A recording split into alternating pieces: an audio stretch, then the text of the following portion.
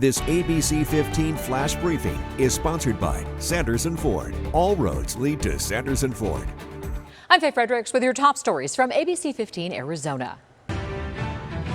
Investigators believe heat is to blame for the death of a man in Buckeye. Police say 73-year-old James Vandervoort got a flat tire while biking in the Sun City Festival area in the far northwest valley. Police found his body. The medical examiner will ultimately determine his cause of death. Our record heat is also bringing new records for energy use. APS announcing we hit a new peak twice in 2 days. First happening Friday, shattering the previous peak energy demand set in 2020. Then on Saturday, customers used more than 8,000 megawatts, the most in APS history. Sunday was also one of the highest days, beating the 2020 record, but about 200 megawatts shy of Saturday's milestone.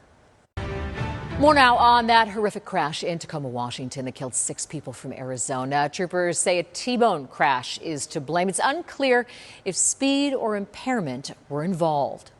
We don't know the circumstances under which the vehicles came together. We don't know if someone ran a red light. If both of them did, we just don't know at this point. It's under investigation.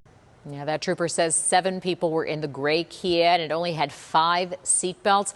One person in that car is in critical condition. 2 people from the other car are in stable condition. The Fiesta Mall is no more. Demolition officially starting today in Mesa at the vacant mall near Southern and Alma School. New apartments, homes, and retail space all expected to be included in the redevelopment. Demolition will last for the next several weeks. An update now on a drowning we first told you about last night. A 42-year-old man is dead and a 5-year-old boy was hospitalized after being pulled from Lake Pleasant yesterday afternoon.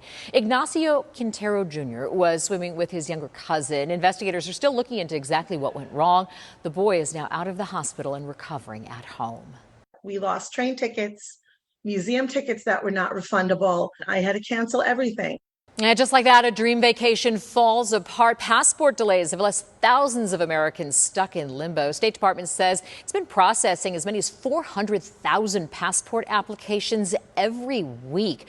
The wait time now 10 to 13 weeks, with expedited applications taking 7 to 9 weeks. Experts say if you're planning on traveling abroad, you should explore all options as soon as possible.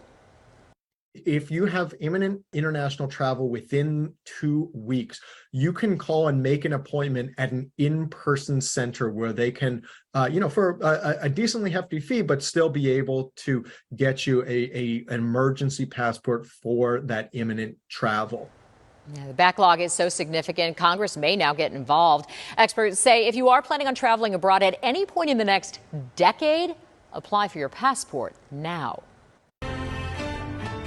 Illegal border crossings are down, but migrants who do cross are now dealing with the danger of our intense heat. Now, 2 humanitarian groups are stepping up to provide life-saving essentials. Groups like Desert Samaritans and Humane Borders put out water in the desert to help the crossers survive. Volunteer Dora Rodriguez says more than 40 years ago, she was one of the people crossing the desert. 12 people in her group died in the heat. She almost did as well. Now she's working to save lives. She says volunteers have plenty of water and are keenly aware of the heat, but sometimes conditions catch up with them as well. I was in Sonorita with Humane Borders about a week and a half ago, delivering water and changing water tanks, and I started feeling nauseated. And I thought, oh, this is not good, but you're aware, what to do next. Go to the shade, drink water.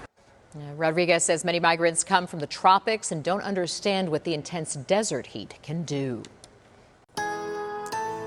Tracking your most accurate forecast, I'm meteorologist Jorge Torres, and we continue to track the heat streak. We have now tied the all-time record for number of consecutive days at 110 degrees or greater, with a high today so far in excess of 110, meaning that's 18 days in a row, and now 21 days so far this year with highs at or above 110, which matches the yearly average. And we're going to beat the yearly average by a long shot when you take a look at the 7-day forecast. In fact, tomorrow we're starting off with temperatures in the 90s and heating up to 109 at midday, and again surpassing the record with that high of 118, and the heat alerts remain in effect across the state for the rest of the week, whether it be excessive heat warnings or heat advisories, with highs in Flagstaff in the 90s on Tuesday, 104 in Sedona, and 119 in Lake Havasu City. That 7-day showing those temperatures staying well above 110, even close to 120 on Thursday in the valley, with a chance of rain picking up this weekend. In Flagstaff, we stay in the 90s through Saturday.